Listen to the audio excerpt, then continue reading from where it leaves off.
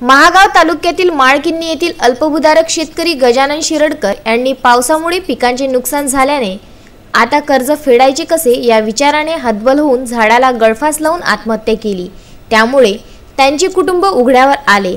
आमदार ससाणे यांनी शिरडकर कुटुंबियांची भेट घेऊन सांत्वन केले व तहसीलदार मडके यांना प्रशासनाच्या वतीने सर्व कागदपत्रांची पूर्तता करून मृतकाच्या कुटुंबाला ताबडतोब आर्थिक मदत करावी असे आदेश दिले।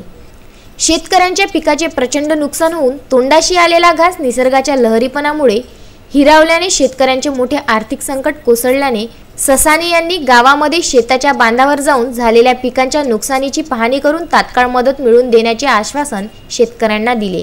यावेळी आमदार ससाणे यांच्यासोबत भाजपा जिल्हाध्यक्ष नितीन भुतडा, पंचायत समिती गटविकास अधिकारी तसेच पदाधिकारी, कार्यकर्ते व शेतकरी मोठ्या संख्येने उपस्थित होते। विदर्भ न्यूज करिता हिवरा येथून विनोद खोंडे यांचा वृत्तांत।